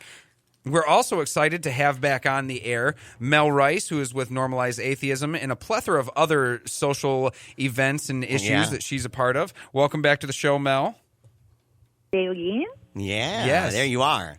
Okay, so normalize atheism. All right, sounds like a big, big goal about this, but yet at the same time, when I went to the Facebook page, and I would encourage people to go there, you can just go facebook.com/normalize atheism, and when you go, it just says making atheism as normal as every other position on religion, if not more normal.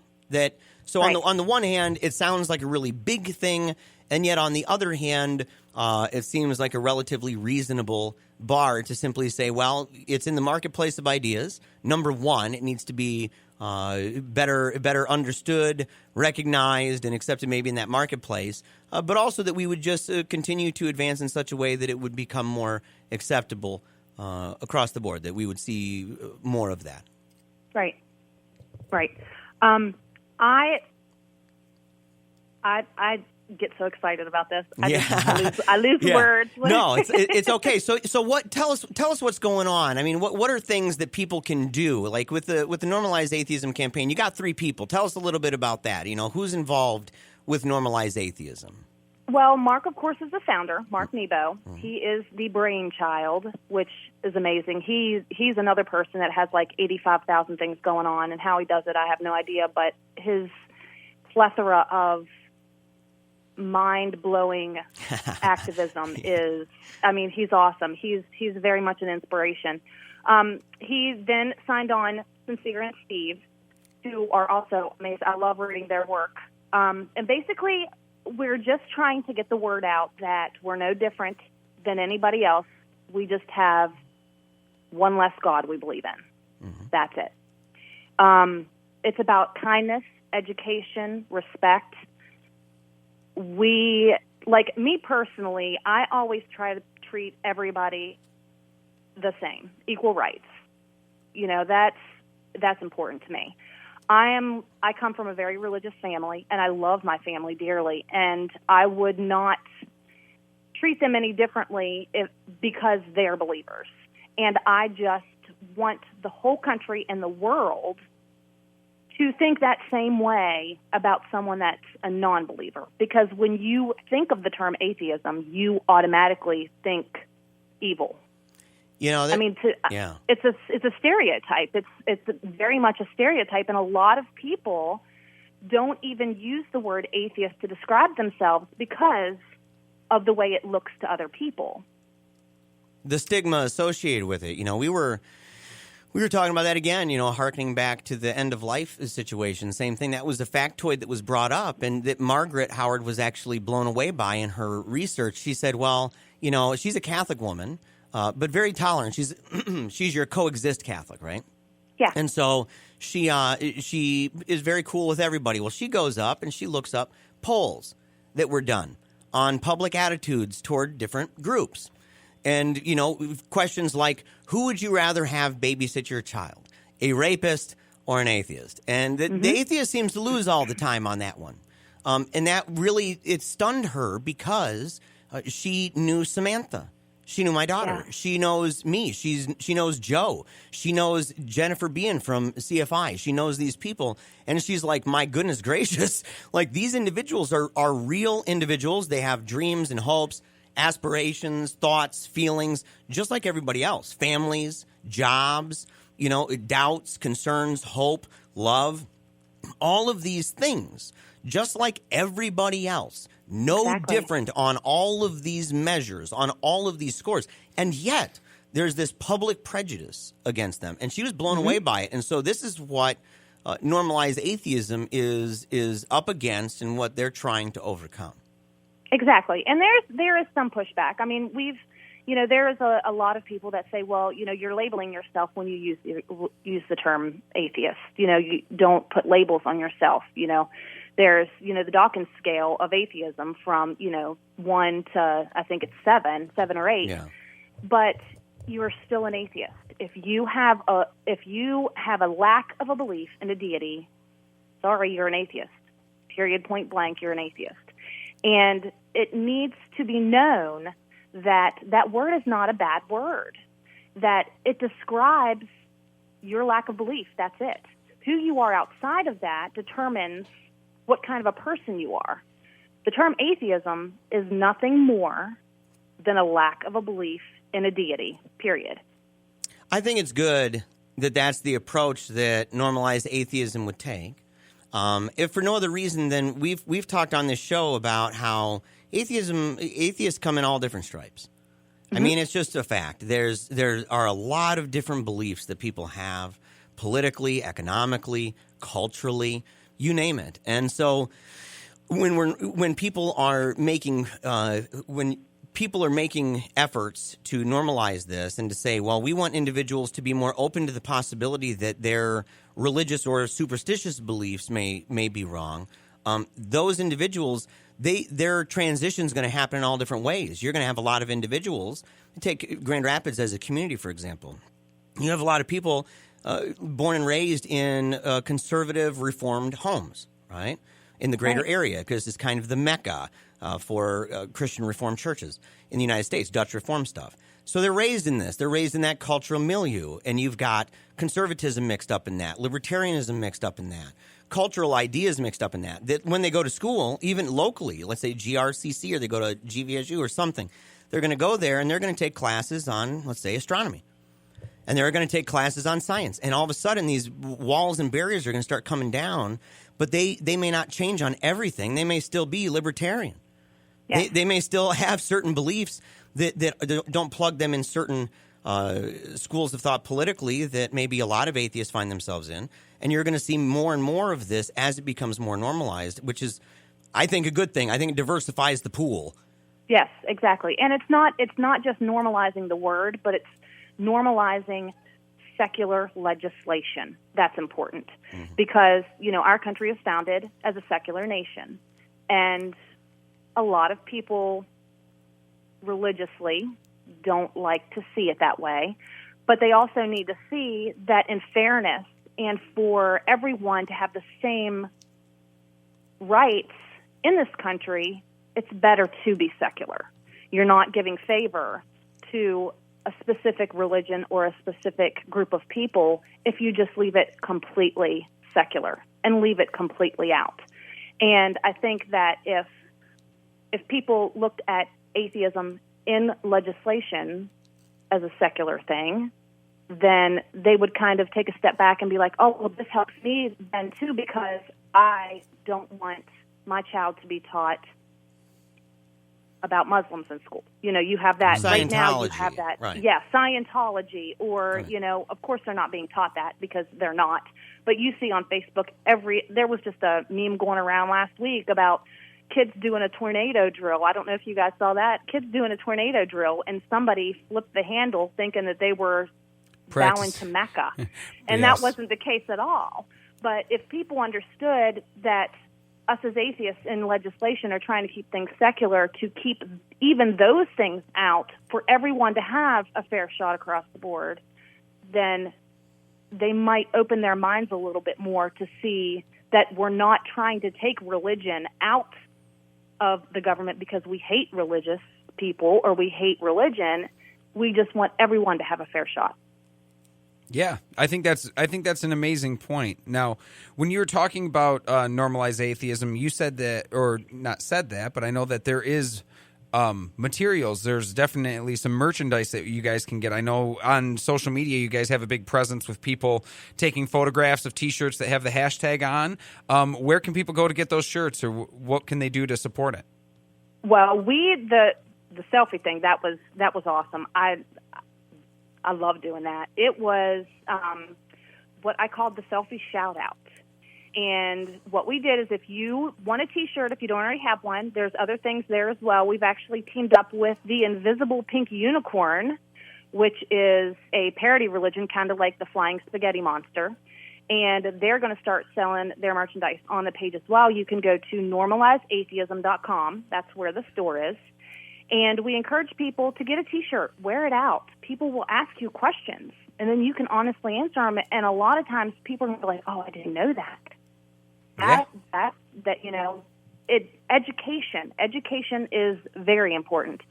Take a picture of yourself in that shirt.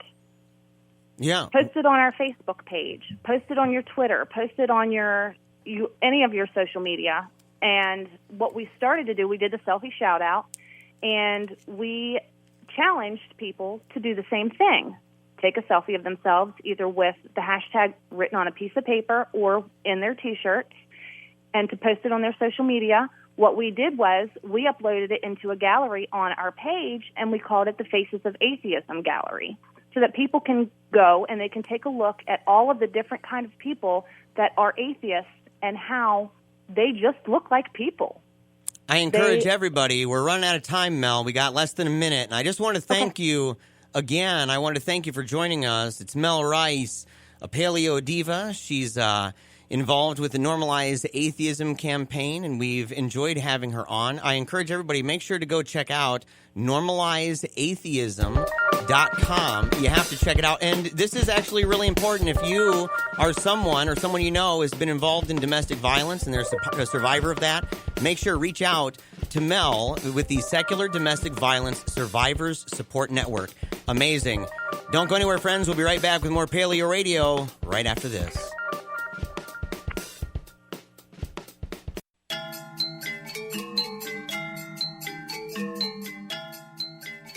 Now back to Joe and Jeremiah.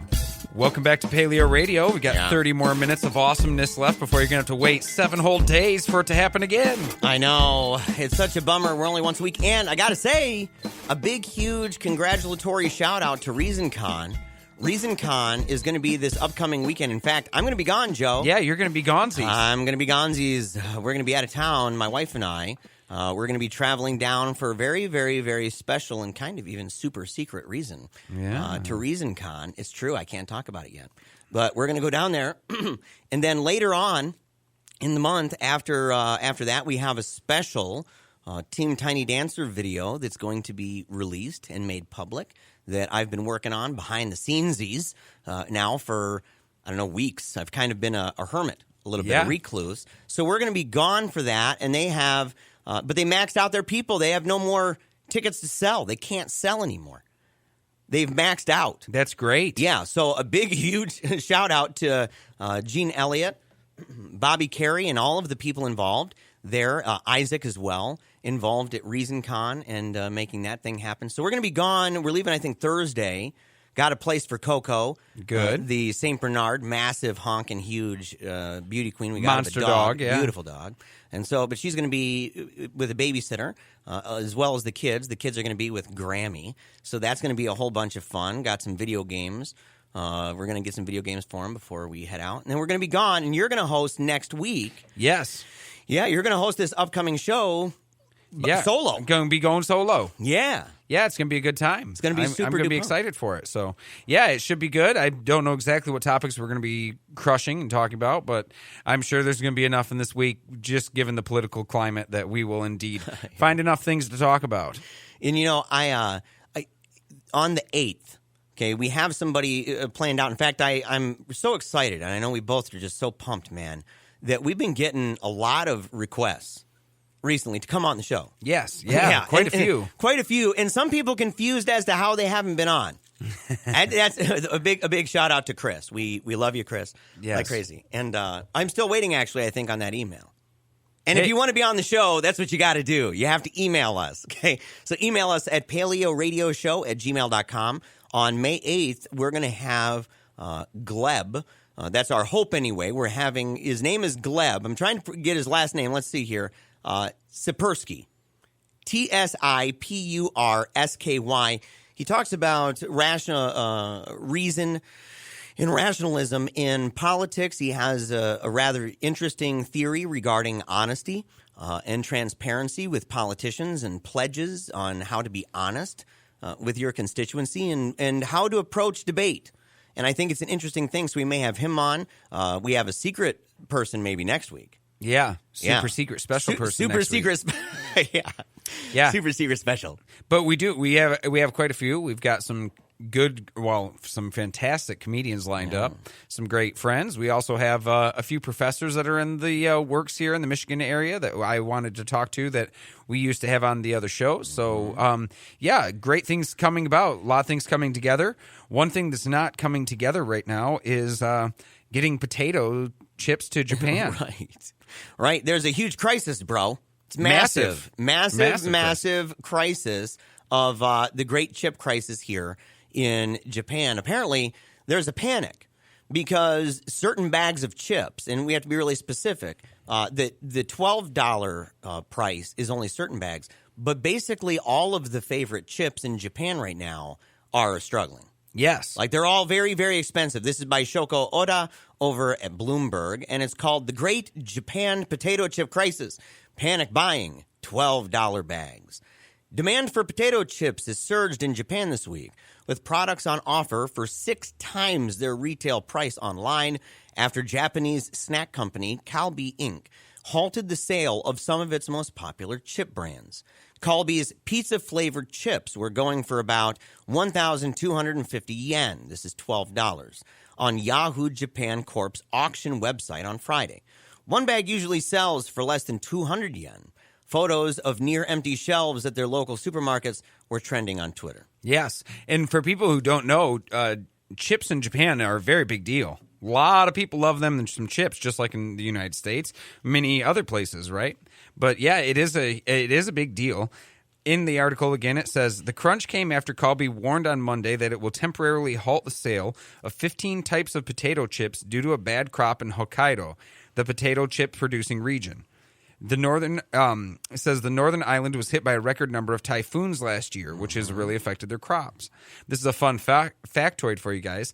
Calbee, which has a market value of 507.9 billion yen and is 20% owned by the Pepsi Corporation, has 73% of the market share of potato chips. They own 3/4. Think about that. Yeah. They own 3/4 of the shares. Yeah, so PepsiCo, they're big with these chips, which is interesting. You know, these potato chips, they're a big deal. The country is known, in fact, for its senbai rice crackers and Pocky sticks. Calbee's potato snack products were the most and second most popular snacks in a TV Asahi poll of 10,000 people and 13 confectionery makers last year, and the subject of a primetime show that lasted more than 2 hours. So, I mean, these people, they're hardcore. But I mean, I guess the example in the United States would be Doritos. What would people do if Doritos started selling for 6 times their going price? You know, I mean, you're spending, what, $3.50 for them? I mean, you're talking, that's a huge amount of money for that. You know, so I mean, goodness gracious alive, what are you going to do? And so, I mean, people would flip out. I mean, there's no question that we would have pictures from gas stations, convenience stores, supermarkets, everywhere. People would be going to find bags of Doritos anywhere they could, and you would begin having a lot of individuals who would just buy stockpiles of Doritos and begin selling them. And that's kind of what's happening over here. So people are saying they can't buy, imagine you can't buy your chips at the store. So you end up calling, you end up going online and just checking out Google. You go to eBay. You go to eBay, you go to Amazon, and you're like, I'm gonna go ahead and make a bargain. I'm gonna go ahead and put my number out there. How high would you get? All right, Mark Nebo. Oh, goodness gracious alive. Mark Nebo calling from Maryland. You know, we've tried so desperately to get this guy. We've had a back and forth. It's been like a stalemate, back and forth. It's like, what is it, man, when you're phone tagging each other and it just goes on for a long time. Imagine that for getting people on for interviews. That's true. That's where we're at. And he's on right now, so he's on the phone. Mark Nebo, the brainchild there of Normalize Atheism, calling from Maryland. How are you, Mark? I'm good. I hope you can hear me. I wanted to call in. I'm driving to work. There's a storm here, but we have been playing phone tag a while, and I just couldn't wait to get to ReasonCon to talk to you. Yeah. I'm excited. And, you know, for people who don't know, I mean, even that was kind of an interesting ordeal for both of us to do with ReasonCon. And the stuff, you know, behind the scenes, going with that. And so just to know that you're going to be there, is Shannon going to be there as well, your wife? Yeah, Shannon's actually speaking. She's a scheduled speaker, yep. Oh, yes. Well, then they got the better half then. Yeah. I don't really speak as much as she does. Yeah, she's an amazing person, and we need to get her on too. And that's, as I said, I mean, this has been a long thing. So we're excited to have you here, even just for a couple minutes. And you wanted to talk just for a second about social media. Yeah. I just wanted to chime in and tell everybody I think Mel's doing a good job. I'm glad he's on the campaign with us, and just encourage everybody to help us harness the power of social media with the hashtag. I mean, that's the real power behind it. Is last time we had a push behind the hashtag, we had over 200,000 people use it. So it's simple to use, and it's something that people can do, right? In a half a second, and it makes an impact. Absolutely, yeah. Yeah, I think that's great. Now, and also, just so you guys know, Mark is a Navy veteran, father of two. Three, father of three. That's right. Yeah, father of three now. Yes. Sorry about that. Yeah, can't forget the kids. Father of three. Yes, and Normalize Atheism, just like Mel said, started just kind of as a hashtag and has become something of an organic movement, has it not? Oh yeah. It's I used the hashtag on a whim, and I didn't think anything of it other than it seemed like something that we should be trying to do. And then Richard Dawkins Foundation retweeted it, and then Richard Dawkins retweeted it, and that was in the fall of 14, and it just went crazy. And I foolishly didn't keep that momentum going. So this last summer, or at the end of the summer, I got with Sincere and Steve and said, let's do this again. And, just a few months ago, we really started kicking it off in earnest. Yeah. Well, we're excited for you, and again, thank you for calling. We're running low on time here, but we're going to set it up, man, in such a way that we're gonna have you on for half an hour because we need to pick your brain, and we need to pick your wife's brain. She's an amazing individual. Yeah. Yes. We're into it. Shannon's got a lot of things going on with recovery from religion and be secular and stuff. I mean, there's lots to talk about. All right. Absolutely. All right. Yeah, thank you for calling. Yep, you're the man. Thank you so much for the call there, Mark. You're welcome. All right, man. Later. Bye-bye. Yep. See ya. Bye, bro. All right, 616-656-1680 if you would like to be part of this conversation. And again, so excited about ReasonCon, Joe. I'm just pumped, and then we're going to come back, and we've got a whole bunch of guests. And listen, people who are listening to the show, they're getting a feel for this. I mean, you've people who've been with us from the beginning, right? Who've seen even people who know you and I in our separate ventures. And then coming together as super friends, a super team, a super band to come together and do Google Hangout. And that's what we did. Yeah. And I kind of miss some of that sometimes. I miss that video feed, that live feel to things. Fun. It was fun. But to see now that more people are coming on, that we're having interviews, and these people, it's kind of gone through, it wax and wanes. You go through these cycles where you say, man, we're reaching out to individuals and we're trying to establish ourselves.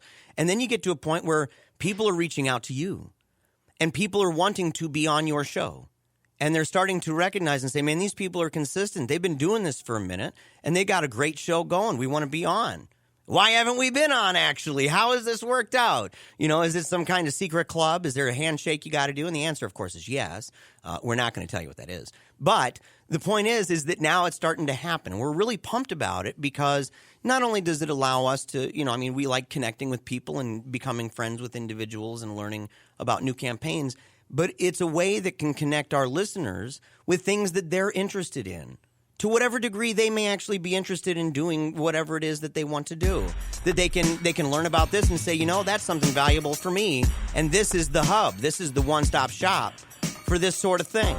Yeah, it's exactly what you want. We like to get a mixed bag of media in here and get a bunch of different folks for you guys. So stick around, folks. We'll be back for the last 15 minutes of Paleo Radio.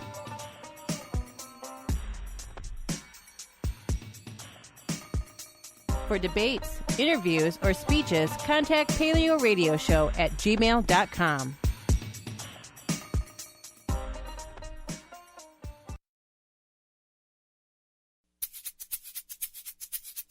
You love to hate 'em, you hate to love 'em. You just can't get enough of 'em, you sick freaks. Paleo Radio's on the air. A big shout out again to Mark Nebo. Pumped up about that. And to Mel Rice, our diva. We absolutely love her like crazy. And you got to go follow her on Twitter at Paleo_diva.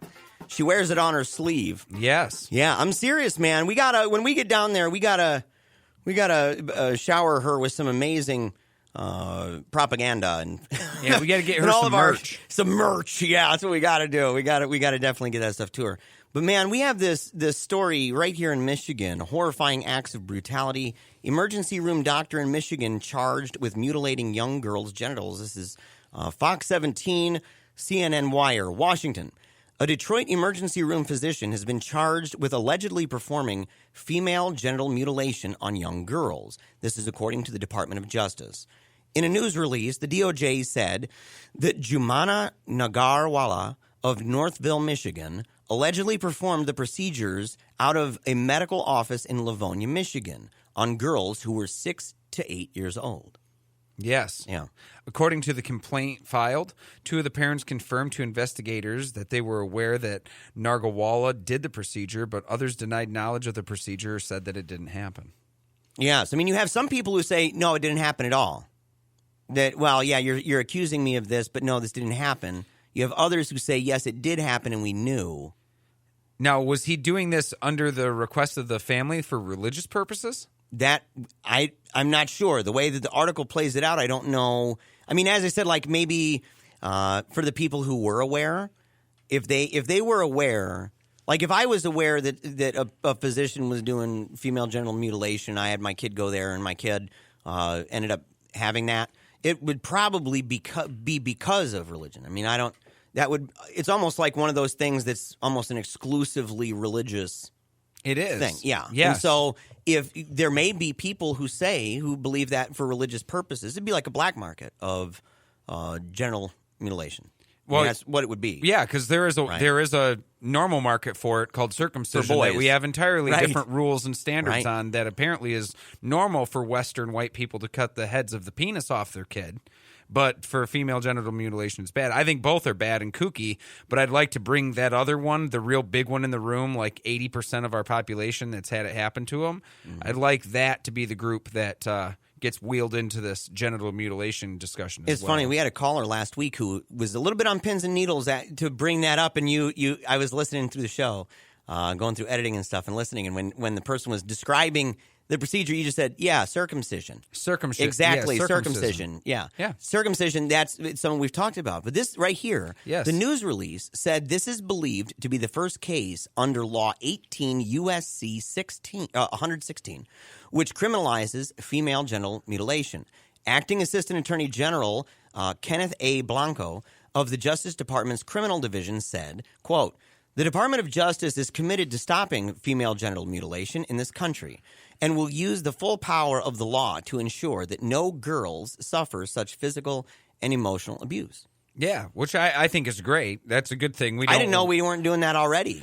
Yeah, I didn't know either. Yeah, I thought that, yeah. I think it is a great thing. It's accomplishing some good deals. We don't want people to be doing for religious reasons female genital mutilation. Of course not. That to me sounds absolutely and utterly ridiculous. But I do think it's only going halfway, because I think the more predominant problem in our country, like we've already been talking about, is actually circumcision for males. I think that genital mutilation is far and away the biggest one to tackle, because it's actually not even taboo to be doing it in our society. So I mean, think about the range of acceptance that we have to climb just to get that in the same. I've heard people argue with me that it's not the same thing. I mean, are you bringing sharp objects down by genitals? Okay, well, it's kind of close to the same thing. It's like not including cigarettes in a talk about drugs. Yes. Like people, because cigarettes are so acceptable in society, right? E-cigarettes, tobacco cigarettes, you name it, because even if it's a dislike, it's different being around somebody smoking a cigarette than somebody, junking their arm out. Mm-hmm. With some dope. I mean, like, so people societally go, oh my gosh, this is way different things. Look at the numbers of deaths that are associated with long-term use of cigarettes. I mean, just massive, massive numbers of things. And this is what's interesting, too, about this. U.S. Centers for Disease Control. I had no idea about this, Joe, by the way. U.S. Centers for Disease Control and Prevention report in 2012 found that roughly 513,000 women and girls in the U.S. were at risk of undergoing female genital mutilation, which was more than 3 times higher than an earlier estimate based on 1990 data. Yeah, that's kind of scary. That's big. Yeah, which means that having a conversation about it openly and candidly is required. It's needed. We can't have subjects that make us a little bit queasy go on the sideline just for that reason, because there's problems that can be perpetrated from that. There's issues that can come from that get worse and worse as they go unencumbered and as the attention isn't put on them. So I think that it's an important thing to have those conversations and continuously have them. Speaking of stuff that just gets worse and worse without attention is the bomb. The Moab. Dude. Yes. You know, I mean, it's one of these things where it's funny seeing people on different sides of this and how they're talking about it, and even people on CNN talking about how Trump's establishment now. People on the conspiratorial right who talk about how this is a brilliant geopolitical maneuver. If you believe Roger Stone, he is by far the biggest propaganda mouthpiece. Oh, he's a Trump fanboy. He will spin anything. Yeah, Roger Stone's spin bad. anything. He's bad. He's bad for business. He spins everything in a direction that, I mean, it could be the worst decision in the world, and somehow it's part of this great Machiavellian plan that you just got to wait and see. Well, he's an over-under guy. Like if the fence is at 4 foot, right, and you call Trump for going under, he says, no, he's got a grander plan that's so big you can't see it, so he goes over the fence. And if you say he's a wild man who's over the top, now let me remind you that he's a very centered man. He goes under the fence. And Stone is just a game of back and forth. He just goes high. He goes low if they go high. He goes high if they go low. And he's fun to watch. I mean, there's going to be a Netflix documentary. If people want to learn more about who I'm talking about, they can, of course, watch that documentary. But there's this U.S. defends use of Moab in Afghanistan despite questionable results. $18 million bomb at most killed 36 people, according to reports. This is over by Jason Ditz at antiwar.com. Talking about the mother of all bombs. So when we say Moab, that's what we're saying. The mother of all bombs that was used against eastern Afghanistan's Nangarhar province was done without approval from President Trump. And this is according to Pentagon officials. Interestingly enough, by the way, saying that they believe they didn't need any approval for that. Officials continue to defend the strike as appropriate and claim it was a success. But the information on the ground is certainly raising doubts about that, with the Afghan government claiming the strike was the largest non-nuclear bomb in the U.S. arsenal and that it killed 36 ISIS fighters. Yes. And ISIS is saying that no one was killed at all. Well, yeah.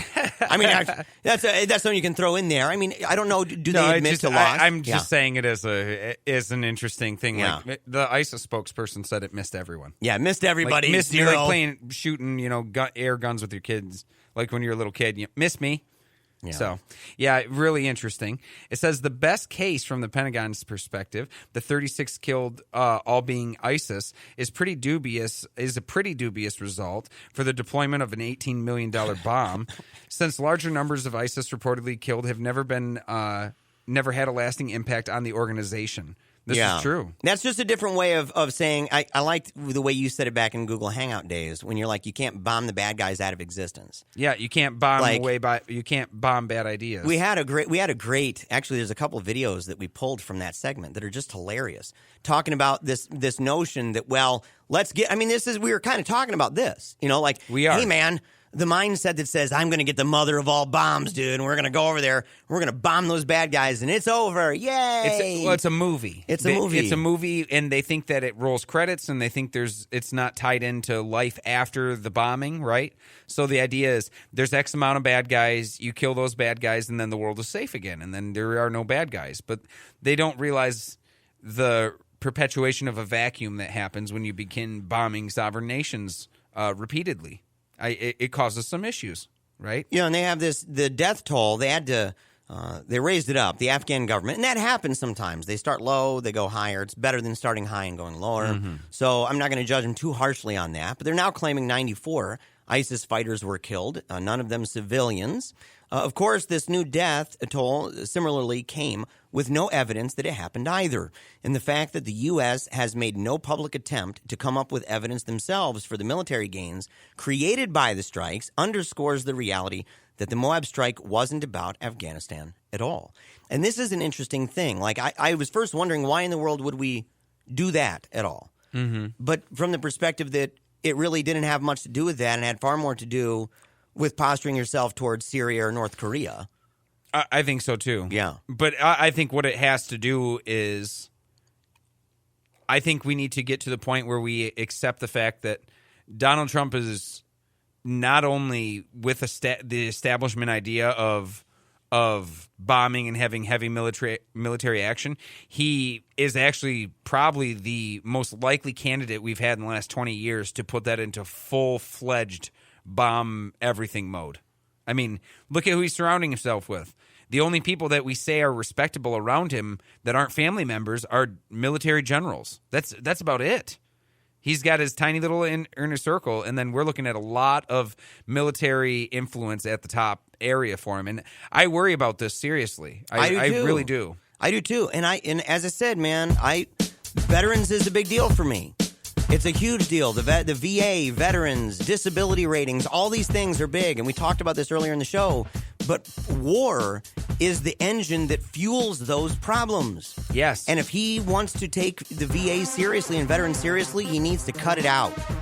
Absolutely, he needs to cut it out. Yeah. What stinks is we're going to have to cut out of this segment. We're going to have to cut out of the show for the week. It's over. But thank you guys for listening to Paleo Radio. You can always tune in to us on Facebook, Twitter, and Instagram. We're on all of those great things. And iTunes, of course. So make sure to check us out. Give us a review on Facebook, on iTunes, and on Spreaker. We'll see you next week. Bye. You're listening to Public Reality Radio, WPRR 1680 AM Ada, 90.1 FM Clyde Township, 95.3 FM Grand Rapids, 102.5 FM Comstock Park, and WPJC 88.3 FM Pontiac, Illinois. Today we're reading from my book, Rebooting the American Dream. This is Chapter 1, Bring My Job Home. And we're about halfway into the chapter here. It starts out with this section called The High Cost of Free Trade. During the 1930s, none of the Asian powerhouses